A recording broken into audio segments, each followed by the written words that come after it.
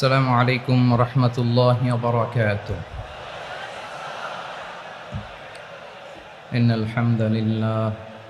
إن الحمد لله نحمده ونستعينه ونستغفره ونؤمن به ونتوكل عليه ونعوذ بالله من شرور أنفسنا ومن سيئات أعمالنا من يهده الله فلا مضل له ومن يضلل فلا هادي له فلن تجد له وليا مرشدا ونشهد أن لا إله إلا الله وحده لا شريك له هو الذي لا ضد له ولا ند له لا مثل له ولا مثيل له لا وزير له ولا كفيل له لا شبه له ولا شبيه له لا ولد له ولا والد له وهو الواحد الفرد الصمد لم يلد ولم يولد ولم يكن له كفوا أحد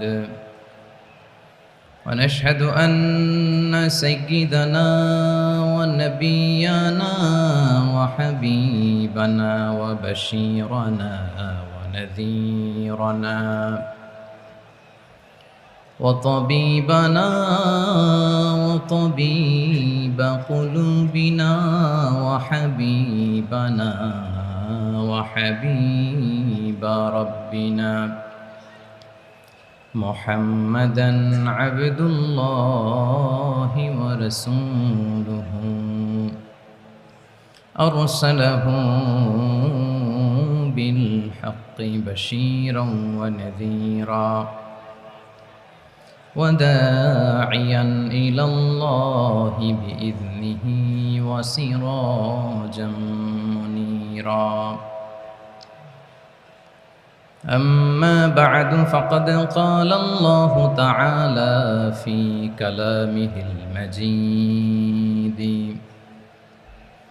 وفي فرقانه الحميد أعوذ بالله من الشيطان الرجيم بسم الله الرحمن الرحيم إن الله يأمر بالعدل والإحسان وإيتاء ذي القربى وينهى عن الفحشاء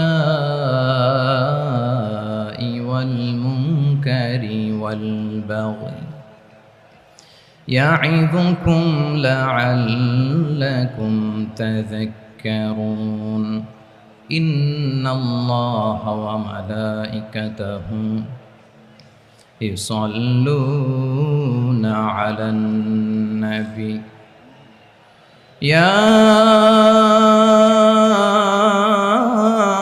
أيها الذين آمنوا صلوا عليه وسلموا تسليما اللهم صل على محمد وعلى آل محمد كما صليت على إبراهيم وعلى آل إبراهيم إنك حميد مجيد اللهم بارك على محمد وعلى آل محمد كما باركت على إبراهيم وعلى آل إبراهيم إنك حميد مجيد সকল প্রশংসার মালিককে, সকল ক্ষমতার উৎসকে।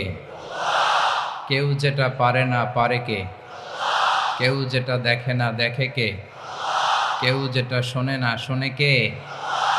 সে আল্লাহ তাআলার দরবারে আমরা শুকরগুজার হচ্ছি। সবাই পড়ে নিচ্ছি কালিমাতুশ শুকর, আলহামদুলিল্লাহ। প্রিয় চট্টলাবাসী, গলা ছেড়ে দিয়ে আওয়াজ করে একসাথে সবাই পড়ুন, রব্বানা লাকাল হামদ হামদান কাসীরান তাইয়্যিবান মুবারাকান ফি ইয়া রাব্বি লাকাল হামদু কামা ইয়ানবাগি লিজালালি ওয়াজহিকা ওয়া আযীমি সুলতানিকা লাকাল হামদু বিল ঈমান লাকাল হামদু বিল ইসলাম লাকাল হামদু বিল কুরআন। আল্লাহ রাব্বুল ইজ্জা ওয়াল জালালের দরবারে শুকরিয়া জ্ঞাপনের পাশাপাশি আমি আজকের এই ঐতিহাসিক চট্টগ্রামের প্যারেড ময়দানে আয়োজিত 5 দিনব্যাপী তাফসিরুল কোরআন মাহফিলের যারা সম্মানিত আয়োজকবৃন্দ, ইসলামী সমাজ কল্যাণ পরিষদ চট্টগ্রামকে অন্তরের অন্তঃস্থল থেকে ধন্যবাদ এবং মোবারকবাদ জানাতে চাই, যারা দীর্ঘ কয়েক মাস ব্যাপী অনেক কষ্ট করে, অনেক ডিজাইন করে, অনেক প্ল্যান প্রোগ্রাম করে এরকম চমৎকার একটি কোরআনের বাগানকে সাজিয়েছে।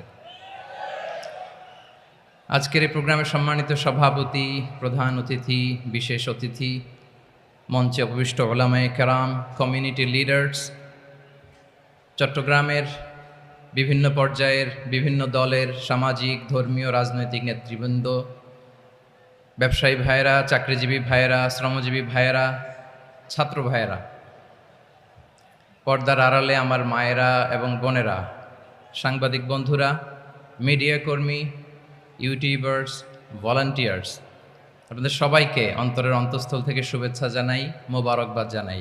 আপনারা সবাই কেমন আছেন? সবাই ভালো আছেন? সুস্থ আছেন? দোয়া করি আল্লাহ তাআলা আপনাদের সবাইকে ভালো রাখুন, সুস্থ রাখুন, নিরাপদে রাখুন। আমরা সবাই পড়ি আমিন। সম্মানিত সুধী, হযরতুল আল্লাম শহীদ মরহুম আল্লামা দেলওয়ার হোসেন সাঈদী রাহিমাহুল্লাহ, ওনার স্মৃতি বিজড়িত আজকের এই ঐতিহাসিক প্যারেড ময়দানের তাফসিরুল কোরআনের প্রোগ্রামে সব আছে। স্টেজ আছে, শ্রোতা আছে, প্যান্ডেল আছে, মিডিয়া কাভারেজ আছে, কিন্তু আমাদের কলিজার টুকরাটা আমাদের মাঝে নাই। আজকের এই প্রোগ্রামে আলোচক হয়ে এই চেয়ারে আমি না বসে ওই শ্রোতাদের কাতারে বসে যদি আমাদের আল্লামার নুরানি চেহারার দিকে তাকিয়ে ওয়াজ শুনতে পারতাম, আমাদের হৃদয়টা ঠান্ডা হয়ে যেত, আমাদের তৃষ্ণার্ত হৃদয় শান্ত হতো। সব আজকে আছে, কি যেন নাই, ঠিক কিনা বলেন? আল্লাহ তাআলা প্রতি 100 বছরে একজন মুজাদ্দিদ পাঠায়, প্রতি 100 বছরে একজন মুজাদ্দিদ, যিনি সমাজকে সংস্কার করেন। আল্লামা দেলওয়ার হোসেন সাঈদী রাহিমাহুল্লাহ ছিলেন তেমন একজন মুজাদ্দিদ। চিৎকার করে বলেন ঠিক কিনা? উনি শিরক বিদআতের আস্তানাকে তছনছ করে দিয়েছেন, তাওহীদের বাণীকে সমুন্নত করেছেন, গণমানুষের কাছে তাফসিরুল কোরআনকে জনপ্রিয় করেছেন। আজীবন তিনি ইসলামকে বিজয়ী শক্তি হিসেবে দেখার স্বপ্ন দেখতেন। এত প্রাঞ্জল ভাষা, এত চমৎকার আধুনিক প্রেজেন্টেশন, গণমানুষের কাছে কোরআনের তাফসিরকে এভাবে জনপ্রিয় করে তোলার মতো ব্যক্তিত্ব আল্লামা সাঈদী ছাড়া দ্বিতীয় কেউ এই বাংলার ভূখণ্ডে নাই। এই যে তাফসিরুল কোরআন, এই যে টার্মিনোলজি, এই টার্মটাই উনি আসলে জনপ্রিয় করেছেন। আমরা আগে জানতাম না যে এভাবে তাফসির করা যায়, এভাবে scientific indications of the Holi কোরআনকে মানুষের কাছে পেশ করা যায়, এভাবে এত জীবন ঘনিষ্ঠ করে, এত ইন্টারেক্টিভ করে কোরআনের কথাগুলো মানুষের কাছে উপস্থাপন করা যায়। উনি অন্যায়ের বিরুদ্ধে সবসময় সোচ্চার ছিলেন, প্রতিবাদী কণ্ঠস্বর ছিলেন। ওনার আলোচনা শুনলে দেহের রক্ত টকবক করে ফুটতে থাকতো। আল্লাহ আকবার, আল্লাহ আকবার, আল্লাহ আকবার। He was a strong mouthpiece of Islamic revivalism. Islamic জাগরণের স্ট্রং মাউথপিস ছিলেন আল্লামা সাঈদী রাহিমাহুল্লাহ। অনেক দোয়া পেয়েছেন। আমরা পড়েছি, এমন জীবন তুমি করিবে গঠন, মরণে হাসিবে তুমি, কাঁদিবে ভুবন। গোটা বিশ্বকে তিনি কাঁদিয়েছেন।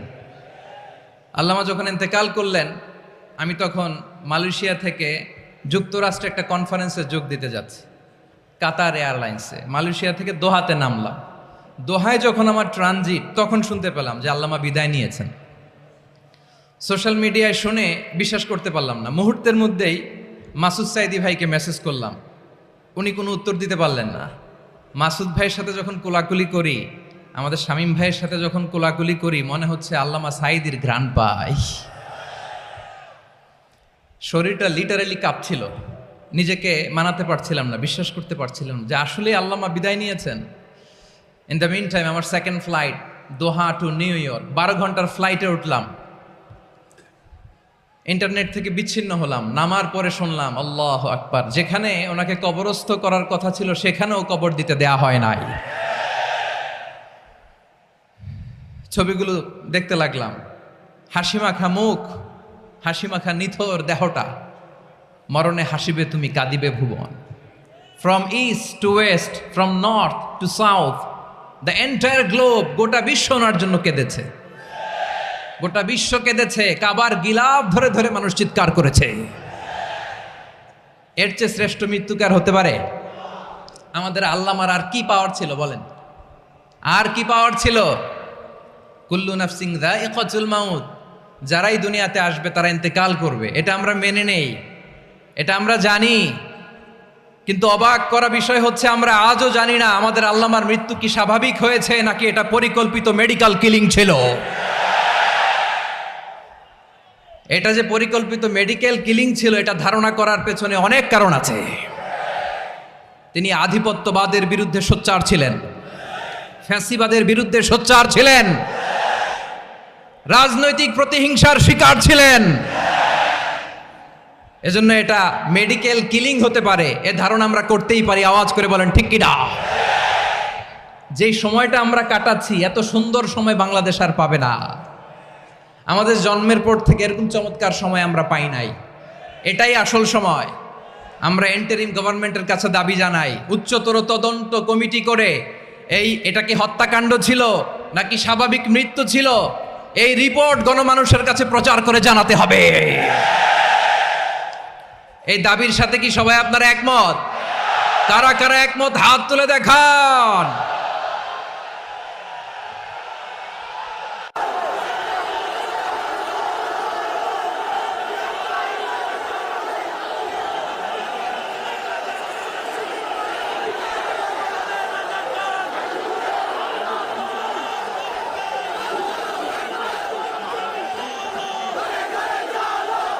প্রিয় চট্টলাবাসী, আল্লাহ তাআলা তার এই মুখলেস গোলামকে তার জান্নাতুল ফেরদাউসের মেহমান হিসেবে কবুল করুক, তার জীবনের সকল খেদমাগুলোকে কবুল করুক, জান্নাতুল ফেরদাউসের আলা মাকামে তাকে মেহমান হিসেবে কবুল করুক।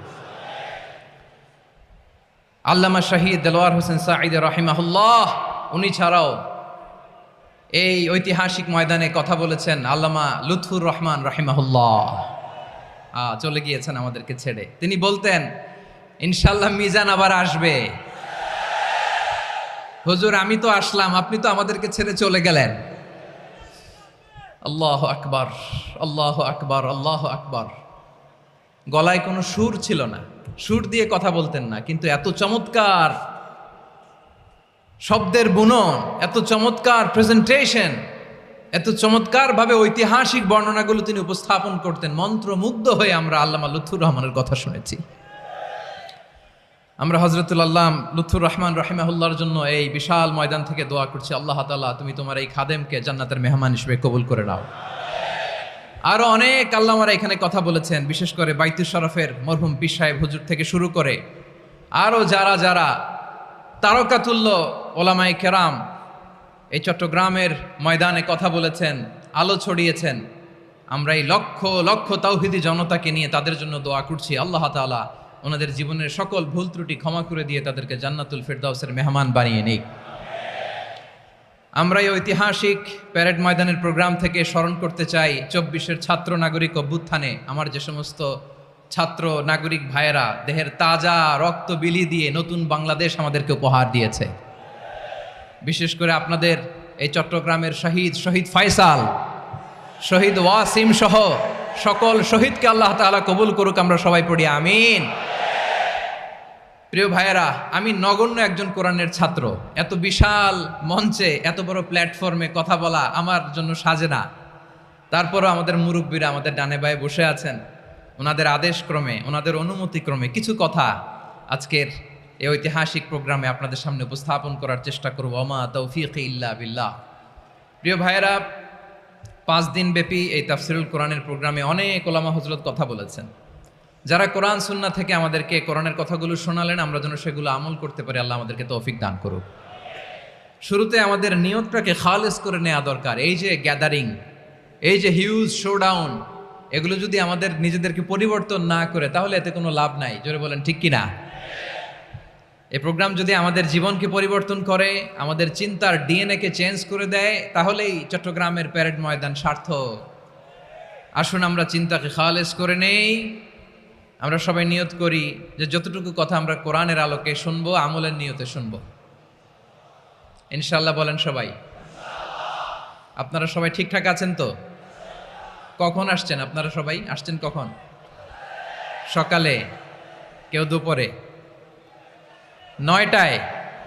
আল্লাহ আল্লাহ আল্লাহ। দুপুরের খাবার খাওয়ার সুযোগ হয়েছিল? খান নাই? রোজা রাখছেন? আহা, আমি কি দিয়ে বিদায় দেব আমার এই ভাইগুলোরে? আল্লাহ তুমি আমার ভাইগুলোরে কবুল করো। ইসলামের পক্ষের এই গণজোয়ারকে আগামীর বাংলাদেশের ইসলামের জন্য তুমি কবুল করো। যেই ভালোবাসা ইসলামের জন্য হয়, যেই গণজোয়ার কোরআনের জন্য হয়, পৃথিবীর কোনো শক্তি দিয়ে সেটাকে আটকানো যায় না। জোরে বলেন ঠিক কিনা? এজন্য গ্রাজুয়ালি, সিস্টেম্যাটিক্যালি, মেথোডোলজিক্যালি আমাদেরকে আগাতে হবে, শুধু আবেগ দিয়ে নয়। বিবেকেরও দরকার আছে না নাই? প্রিয় ভাইয়েরা, আসুন, আমাদের কথা অনেক বেশি, সময় অনেক কম। আমরা আর কাল বিলম্ব না করে মহাবিশ্বয় মহাগ্রন্থ আল কুরআন আল কারীম থেকে কিছু কথা শুনি। আমি যেই টপিকটা নিয়ে আজকের এই ঐতিহাসিক চট্টগ্রামের প্যারেড ময়দানের তাফসিরুল কোরআন প্রোগ্রামে আলোচনা করব, সেটা হচ্ছে সূরাতু আন-নাহলের 90 নম্বর আয়াত নিয়ে কিছু কথা আমরা উপস্থাপন করবার চেষ্টা করব ইনশাআল্লাহ। আমার খুতবার শুরুতেই আপনারা মোটামুটি আন্দাজ করে ফেলেছেন যে আমি কি নিয়ে আলোচনা করব, কারণ যে আয়াতটি আমি তেলাওয়াত করেছি এই আয়াতটি প্রায়শই এই ভূখণ্ডে, এই বাংলাদেশে জুমার দিনে খতিব সাহেবরা দ্বিতীয় খুতবা শেষের দিকে পড়ে না? কি কমন পড়ছে? ইন্নাল্লাহা ইয়া'মুরু বিল আদলি ওয়াল ইহসান ওয়া ইতা'i যিল কুরবা ওয়া ইয়ানহা আনিল ফাহশাই ওয়াল মুনকারি ওয়াল বাগি ইয়া'iদুকুম লাআল্লাকুম তাযাক্কারুন। মুখস্থ আছে না সবার? আসুন আমরা এই আয়াতের সরল অর্থ, এর মর্মবাণী, এর সংক্ষিপ্ত তাফসীর সবাই মিলে আজকের এই প্রোগ্রাম থেকে উদ্ধার করার চেষ্টা করি। আপনারা মনোযোগী আছেন তো? ইনশাআল্লাহ। এই আয়াতটা অনেক কম্প্রিহেন্সিভ একটা আয়াত। সাইয়েদনা আব্দুল্লাহ ইবনে মাসউদ রাদিয়াল্লাহু তাআলা আনহু উনি বলেছেন, ইন্নাহা মিন আজমাই আয়াতিল কুরআন। এটা কোরআনের সবচেয়ে জামে আয়াত।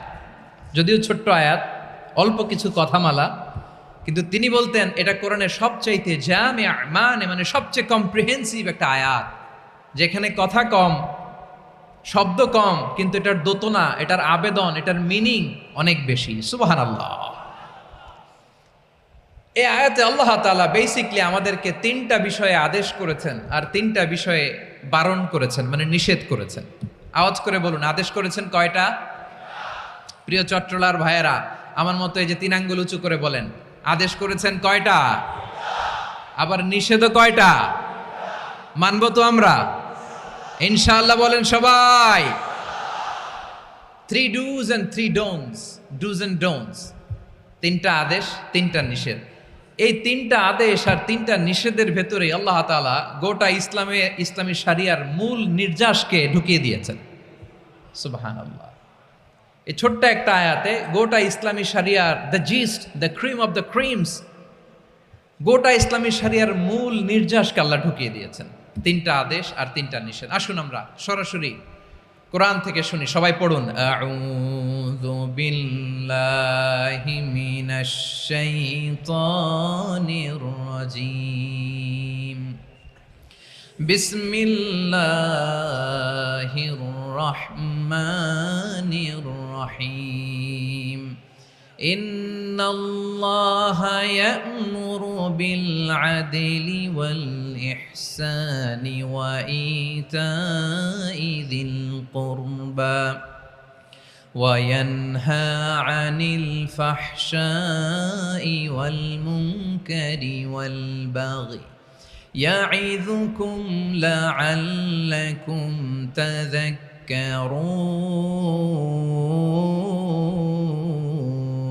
তাযাক্কারুন।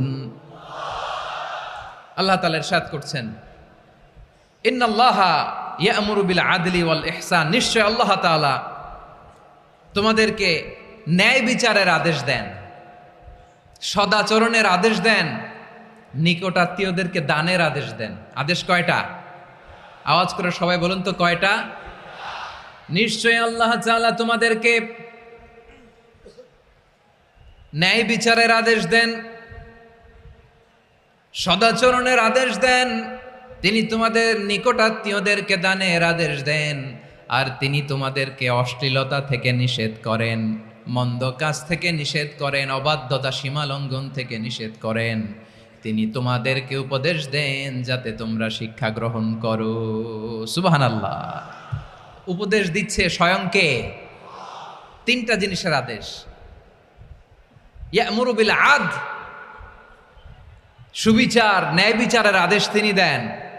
ইহসানের আদেশ দেন, যাতে আমরা ইহসান করি, একে অপরের প্রতি সুবিচার করি, মহানুভবতা দেখাই, অনুগ্রহ দেখাই, আর নিকট আত্মীয়দেরকে যেন আমরা দান করি। এই 3টা আদেশ তিনি দিয়েছেন। আর কোন 3টা জিনিস থেকে তিনি বারণ করেছেন? অশ্লীলতা, ফাহশা, মুনকার, মানে সব মন্দ আর অসৎ কাজ, এগুলো থেকে তিনি আমাদেরকে বারণ করেন। ওয়াল বাগি, অবাধ্যতা, সীমা লঙ্ঘন, এই 3টা কাজ থেকে তিনি আমাদেরকে বারণ করেন। তিনি আমাদেরকে উপদেশ দেন, স্বয়ং আল্লাহ তাআলা আমাদেরকে উপদেশ দেন যাতে করে আমরা শিক্ষা গ্রহণ করি। সুবহানাল্লাহ পড়ে। তাহলে আসুন আমরা ধরে ধরে একটা একটা করে সামনের দিকে আগাই। আল্লাহ তাআলা প্রথমে আমাদেরকে আদেশ দিয়েছেন আদালের। ইন্নাল্লাহা ইয়া'মুরু বিল আদল। আওয়াজ করে বলুন আল আদাল। সবাই পড়ুন আল আদাল। আমরা উর্দু জানি, হিন্দি জানি, অনেকে ইংরেজিও জানি, কিন্তু আরবি শব্দগুলো আমাদের মুখ দিয়ে বেরোতে চায় না। আওয়াজ করে বলুন আল আদাল। মাশাআল্লাহ। ইন্নাল্লাহা ইয়া'মুরু বিল আদল। আল্লাহ তাআলা আমাদেরকে আদলের আদেশ দেন। আদল অনেকে না বুঝলেও আদালত শব্দটা বুঝবেন। আদালত, আদালত, আদালত বুঝেন না? যেখানে বিচার কার্যের ফয়সালা করা হয়, কোর্ট কাচারি আদালত, এটা তো ভেরি কমন। এটা শুনছেন না সবাই? আদালত, যেখানে ন্যায় বিচার হবে, সুশাসন হবে। কিন্তু ভাগ্যের কি নির্মম পরিহাস, ওখান থেকে মিথ্যা সাক্ষী দিয়ে মনমতো রায় দিয়ে দেয়া হয়। এগুলোর পরিবর্তন হওয়ার দরকার আছে না নাই? প্রিয় ভাইয়েরা, আদালত, আল আদল, ইংরেজিতে বলে জাস্টিস, ন্যায় বিচার, সুবিচার, সুশাসন, জাস্টিস, আল আদাল, সব জায়গায় এই জাস্টিস থাকা দরকার। Justice should be prevailed in the society. The mission of all prophet was to uphold the justice. সব নবীর মিশন ছিল এই জাস্টিসকে, আদালকে, সুশাসন আর সুবিচারকে নিশ্চিত করা। পড়েন সুবহানাল্লাহ। And the core message of every divine scripture was to uphold justice. পৃথিবীর সব আসমানি কিতাবের মূল শিক্ষা ছিল এই জাস্টিসকে সমাজে এনশিওর করা, সুবিচার, সুশাসনকে এনশিওর করা। তাহলে প্রিয় ভাইরা, আমরা বুঝতে পারলাম আল আদ শব্দের মানে হচ্ছে ইনসাফ বা সুবিচার বা ন্যায় বিচার। এটা হচ্ছে একটা general meaning, very general meaning. আপনি যদি ইন ডেপথ বুঝতে চান, আরো ভেতরে যান, তাহলে আদল মানে হচ্ছে সমন্বয়, আদল মানে হচ্ছে ভারসাম্য, ব্যালেন্স। আদল মানে হচ্ছে মধ্যম পন্থা। সুবহানাল্লাহ পড়েন। কারণ সব সময় সমান সমান হইলেই সুবিচার হয় না। কথা কি বুঝতেছেন? ইসলামের দ্য কনসেপ্ট অফ আদল, এটা এমন আদল, এটা সব সময় সমান সমান নয়। যখন সমান সমান দেয়া দরকার, ইসলাম সমান সমান দেয়। যখন ব্যালেন্স করা দরকার, চেক এন্ড ব্যালেন্স, সমন্বয়, ভারসাম্য করা দরকার, তখন ইসলাম ভারসাম্য করে দেয়। এটার নাম আদল। সুবহানাল্লাহ। সহজ করে আপনাদেরকে বুঝাই। যেমন ধরুন, একটা পরিবারের 3 জন সদস্য, স্বামী, স্ত্রী আর সন্তান। তাদের সকালবেলার ব্রেকফাস্টে স্বামীর, সকালের নাস্তায় স্বামীর 3টা রুটি লাগে, স্ত্রীর 2টা লাগে, আর সন্তানের 1টা রুটি লাগে। এখন আমি যদি সমান সমান করে আদল করতে চাই, সবাইকে যদি 3টা করে রুটি দেই, তাহলে স্বামী বেচারার জন্য ঠিক আছে, কি বলেন? কথা কি বুঝতেছেন না কষ্ট হয়ে যাচ্ছে? যদি সমান সমানের নিয়মে আগাই, তাহলে 3টা করে যদি রুটি দেই, স্বামীর জন্য ওকে, কিন্তু স্ত্রীর জন্য 1টা বেশি হয়ে যায়। আর সন্তানের জন্য কয়টা বেশি হয়? আচ্ছা, এই তো বুঝতেছেন, মাশাআল্লাহ। আচ্ছা, 2টা করে যদি সবাই রে দেয় সমান সমান নীতিতে, তাহলে স্ত্রীর জন্য, স্ত্রী বেচারির জন্য ঠিক আছে, কিন্তু স্বামীর কয়টা কম পড়ে? আর সন্তানের বেশি হয়ে যায় কয়টা? আচ্ছা, সমান সমান নীতিতে সবাইকে যদি সকালের নাস্তার জন্য 1টা করে রুটি দেই, সন্তানের জন্য ঠিক আছে, কিন্তু স্ত্রী বেচারির কম পড়ে কয়টা? স্বামীর কম পড়ে কয়টা? 2টা। কথা কি বুঝতেছেন? আর আমি যদি স্বামীকে দেই 3টা, স্ত্রীকে দেই 2টা, আর সন্তানকে দেই 1টা, তাহলে কারো অপচয় হবে না। যার যতটুকু দরকার ঠিক ততটুকুই কাজে লাগবে। চিল্লায় বলেন ঠিক কিনা? এটাই হচ্ছে ইসলামের আদল, যেখানে যার যতটুকু দরকার তাকে সেখানে ঠিক ততটুকু দিয়ে দেওয়ার নামই হচ্ছে আদল। চিল্লায় পড়েন আল্লাহু আকবার। রব্বুল আলামিন বলেন, ইউসিকুমুল্লাহু ফি আওলাদিকুম লিযযাকারি মিসলু হাযযিল উনসায়াইন। আল্লাহ তোমাদেরকে ওসিয়ত করেন, তোমাদেরকে আদেশ দেন, উত্তরাধিকার সম্পদ যখন বন্টন হবে, ছেলেরা যতটুকু পাবে, মেয়ে পাবে তার অর্ধেক। সুবহানাল্লাহ বলেন। দেখেন, ছেলে যদ্দূর, মেয়ে অর্ধেক, ছেলে ডবল পাবে। আপাত দৃষ্টিতে মনে হয় এখানে অবিচার হয়েছে, কিন্তু আসলে কি অবিচার হয়েছে? আপনি বিয়ের ক্ষেত্রে যান, ওইখানে আবার ছেলে মোহরানা দেয়, মেয়ে সেখানে মোহরানা পায়। তাহলে চেক এন্ড ব্যালেন্স, ভারসাম্য, ব্যালেন্স, মধ্যম পন্থা এখানে আছে না নাই? এটাই হচ্ছে ইসলামের আদল। আল্লাহ তাআলা এই আদলের আদেশ দিয়েছেন, সুবিচার, ন্যায় বিচার, সুশাসন এবং ভারসাম্যের আদেশ দিয়েছেন। প্রিয় ভাইয়েরা, একটি শান্তিময় সমাজ, একটা সমৃদ্ধ সমাজ, একটা মানবিক সমাজ যদি আমরা পেতে চাই, এই আয়াতের মধ্যে যতগুলো পয়েন্ট আছে সবগুলোর বাস্তবায়ন লাগবে। কথা বুঝতে পেরেছেন? বলেন, আওয়াজ করে বলেন, আমরা একটা শান্তির সমাজ চাই কি চাই না? আমরা একটা সমৃদ্ধ বাংলাদেশ চাই কি চাই না? আমরা একটা মানবিক বাংলাদেশ চাই কি চাই না? এই আয়াতে আল্লাহ তাআলা একটা মানবিক সমাজের রূপরেখা টেনেছেন। তার প্রথম কথা হচ্ছে, ইন্নাল্লাহা ইয়ামুরু বিল আদল। আল্লাহ তাআলা তোমাদেরকে আদলের নির্দেশনা দেয়, সুবিচার, সুশাসনের নির্দেশনা দেয়। যে সমাজে আদল থাকে না, সেই সমাজে জুলুম মানুষের ঘাড়ে চেপে বসে। আদলের বিপরীত হচ্ছে জুলুম। আদলের বিপরীত কি? জুলুম বা জাওর, অত্যাচার, অবিচার, বৈষম্য। এই যে বৈষম্য বিরোধী ছাত্র আন্দোলন কমন পড়ছে? এই যে একজন সমন্বয়ক তো দেখা করলো আমার সাথে। জুলুম মানে হচ্ছে বৈষম্য। বৈষম্যের স্থান ইসলামে নাই, অবিচারের স্থান ইসলামে নাই, জুলুমের স্থান ইসলামে নাই। আল্লাহ তাআলা বলেন যে আমি জুলুমকে নিজের জন্য হারাম করেছি এবং তোমাদের জন্য হারাম করেছি।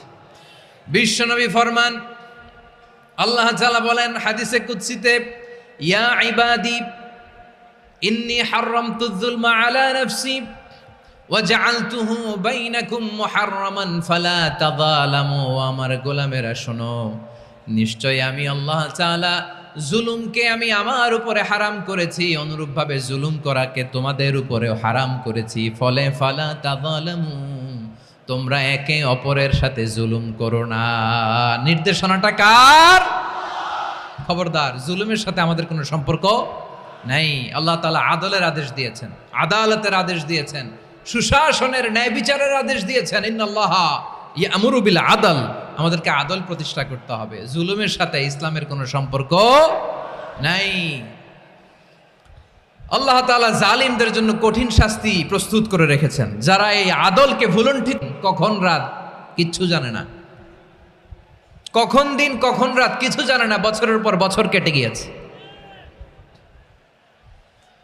এক্সট্রা জুডিশিয়াল কিলিং এর কোনো হিসাব নাই, বিচার বহির্ভূত হত্যা, এনফোর্স ডিসঅ্যাপিয়ারেন্স, গুম, যেটা সবচাইতে বড় মানবতা বিরোধী অপরাধ।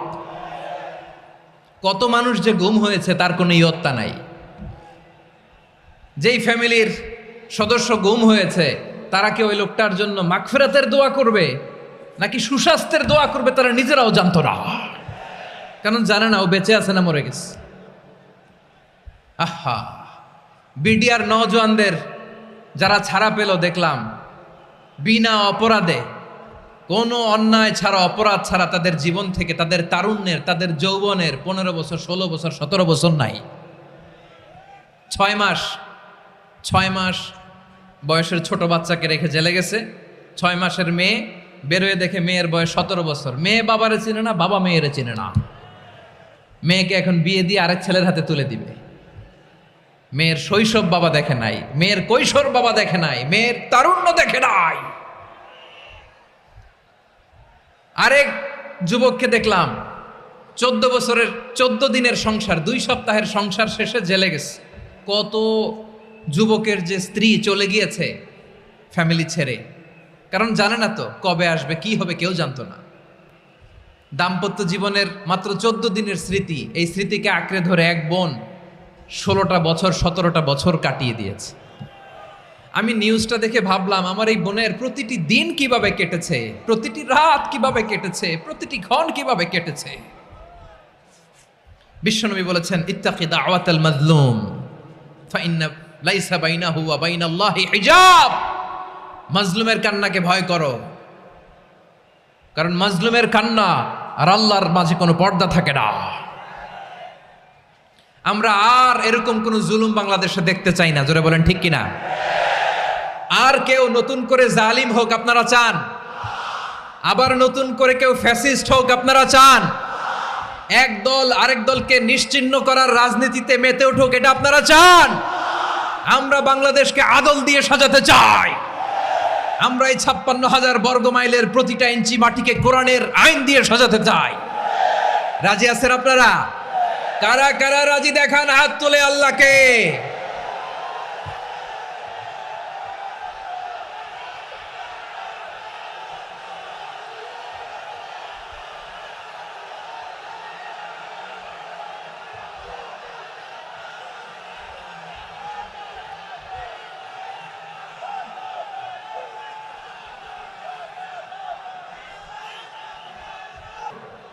আমার প্রিয় বীর চট্টলার তৌহিদি মুসলমান, আমরা আর নতুন করে কেউ জালিম হোক এটা চাই না।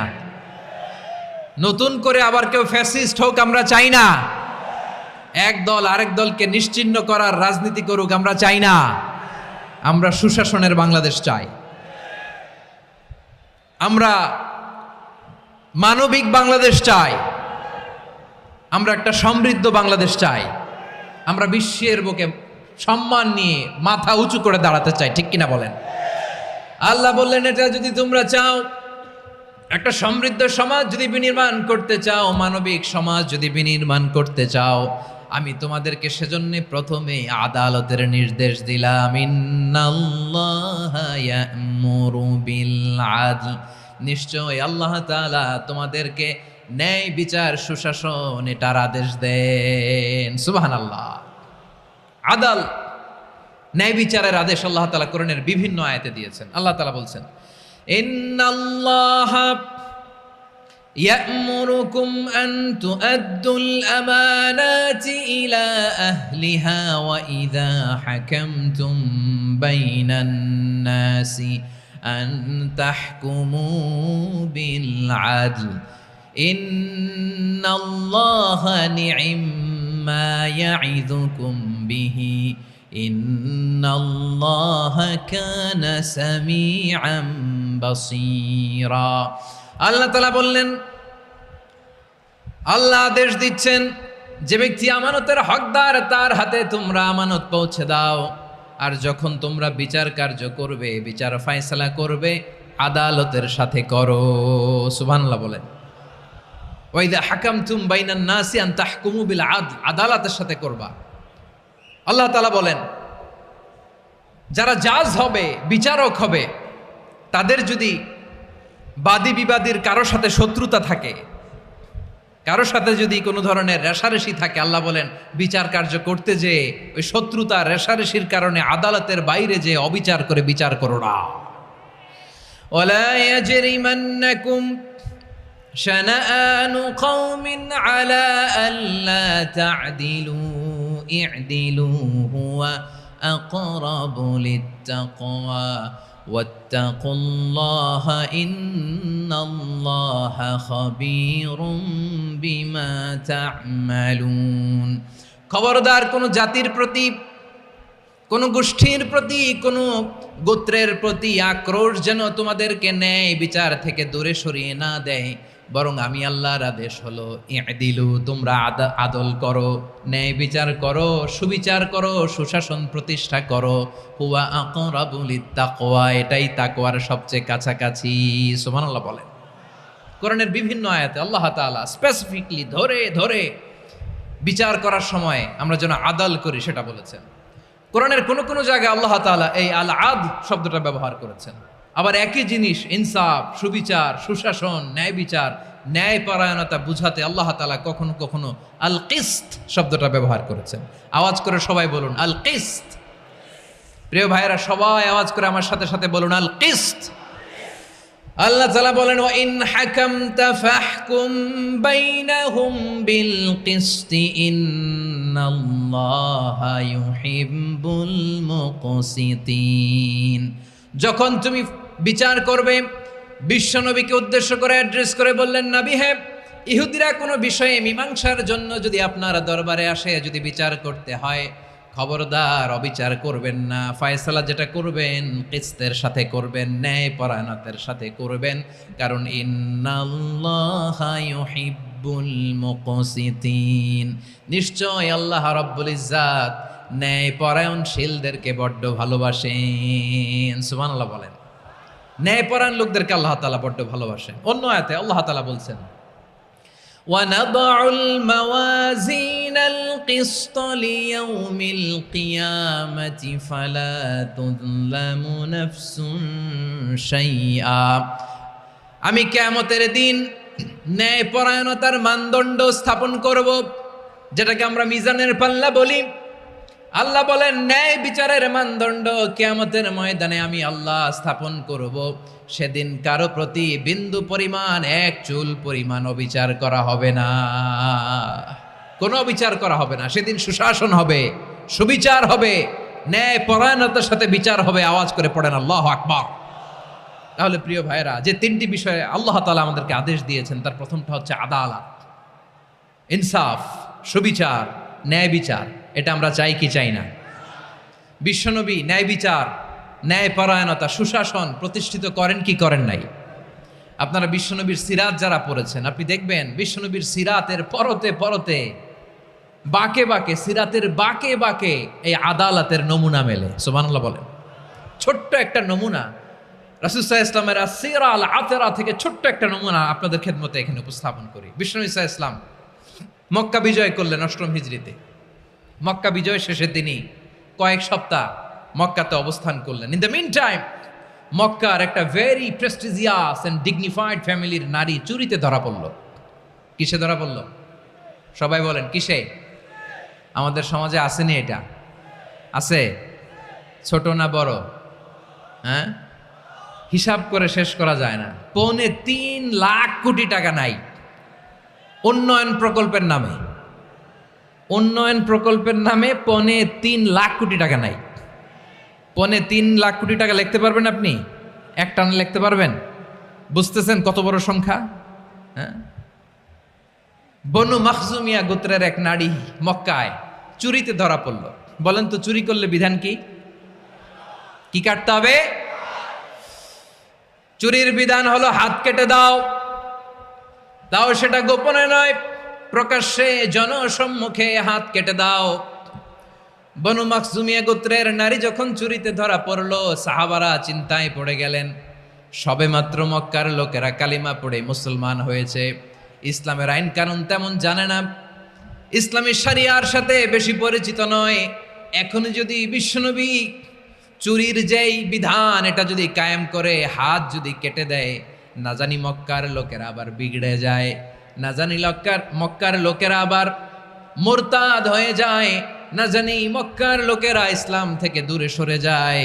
চলো চলো, সাহাবীরা মিলে পরামর্শ করলেন, চলো বিশ্বনবীর কাছে যে বলি, ও নবী, শুধু কেবলমাত্র একমাত্র এই নারীর জন্য চুরির হাত কাটার বিধানটা আপনি একটু থামিয়ে দেন।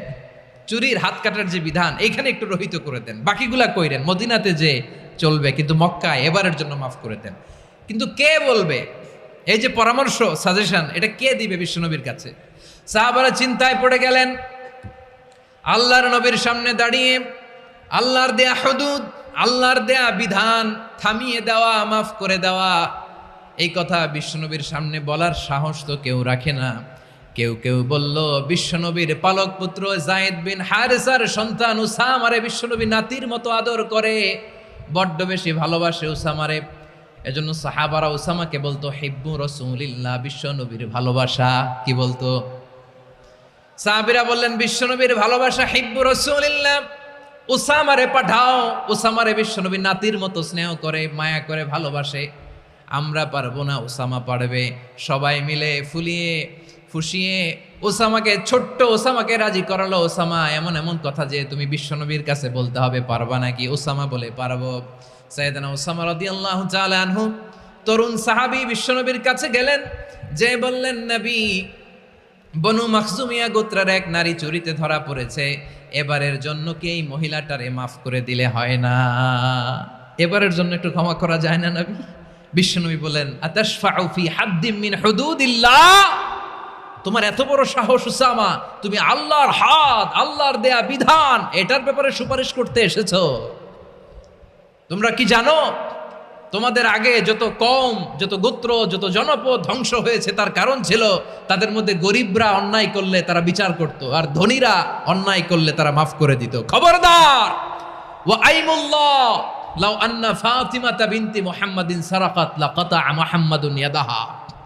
বিশ্বনবী বললেন, ওরে ওসামা, বানু মাখজুমিয়ার ওই প্রেস্টিজিয়াস এন্ড ডিগনিফাইড ফ্যামিলির মেয়ে তো দূর কি বাত, অনেক দূরের কথা।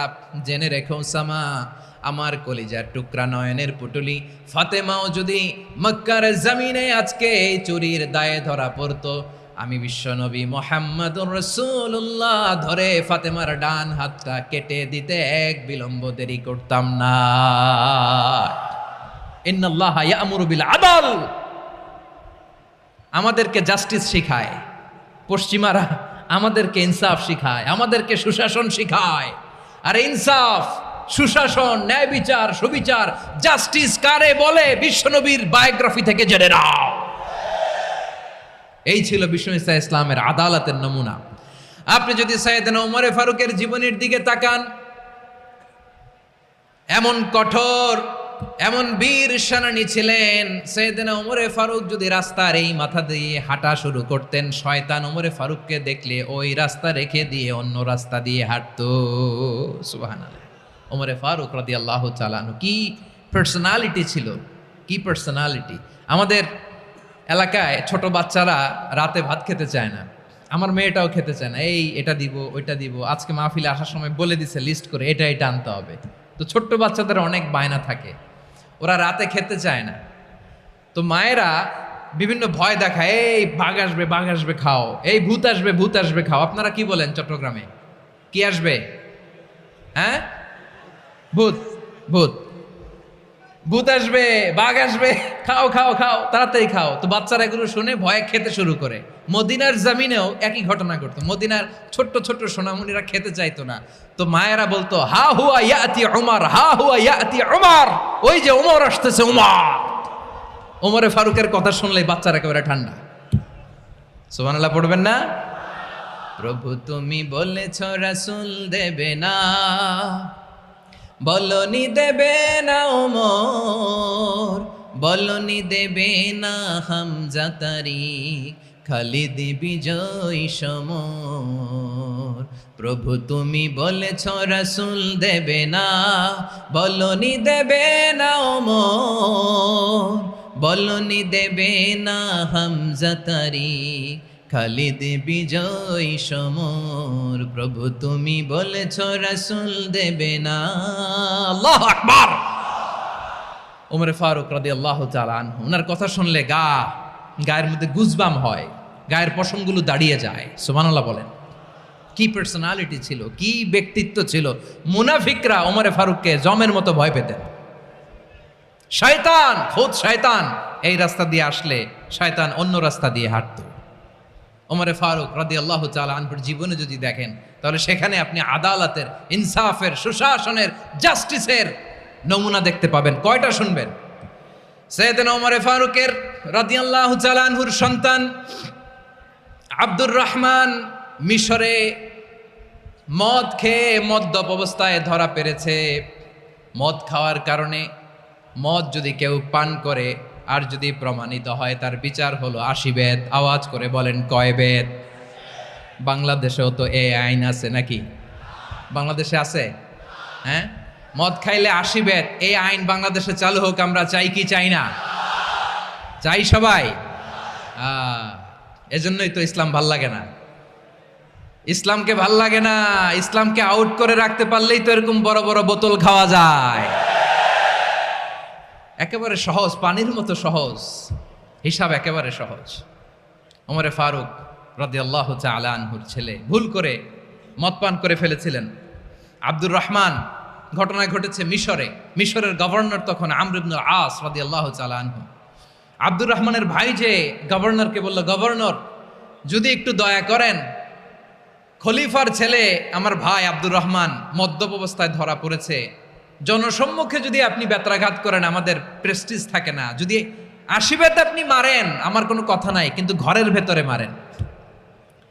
আব্দুর রহমানের ভাইয়ের সুপারিশ শুনে সাইয়েদনা আমর ইবনুল আস রাদিয়াল্লাহু তাআলা আনহু রাজি হয়ে গেলেন। ঘরের ভেতরে লোকচক্ষুর আড়ালে 80 বেত তিনি মানলেন। কিন্তু ঘটনাক্রমে এই কথা লুকিয়ে লুকিয়ে ঘরের ভেতরে 80 বেত মারার কথা সাইয়েদনা ওমর ফারুক মদিনা থেকে জানতে পারলেন। মদিনা থেকে তিনি ফরমান জারি করলেন, এই বিচার যেমনটি আমর ইবনুল আস আদায় করেছে, এটা প্রকৃতপক্ষে আদায় হয় নাই। আসো সবাই মদিনায় আসো, আমর ইবনুল আস মদিনায় আসো, আব্দুর রহমানও আসো।